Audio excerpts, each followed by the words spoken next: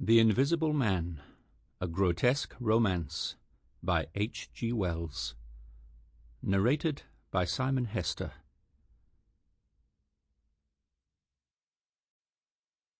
Chapter 1. The Strange Man's Arrival.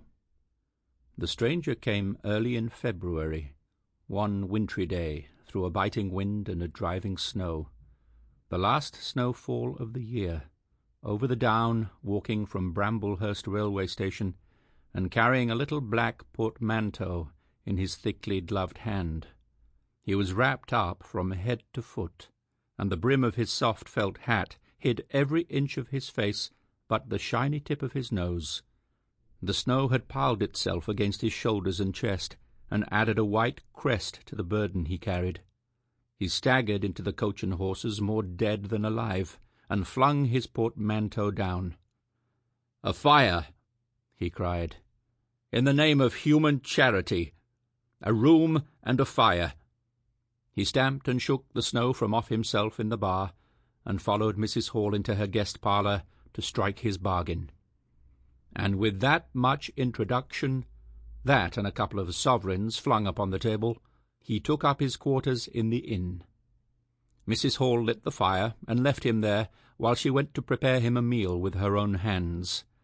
A guest stopping at Iping in the winter-time was an unheard-of piece of luck, let alone a guest who was no haggler, and she was resolved to show herself worthy of her good fortune.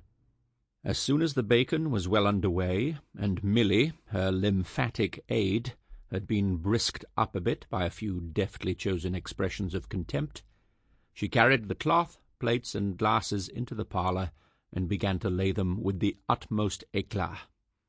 Although the fire was burning up briskly, she was surprised to see that her visitor still wore his hat and coat, standing with his back to her, and staring out of the window at the falling snow in the yard. His gloved hands were clasped behind him, and he seemed to be lost in thought. She noticed that the melted snow that still sprinkled his shoulders dripped upon her carpet. "Can I take your hat and coat, sir?"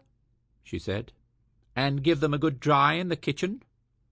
"No," he said, without turning.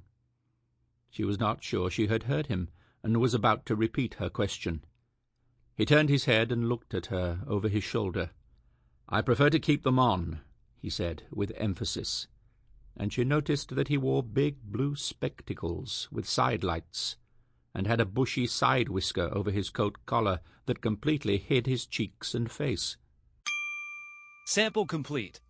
Ready to continue?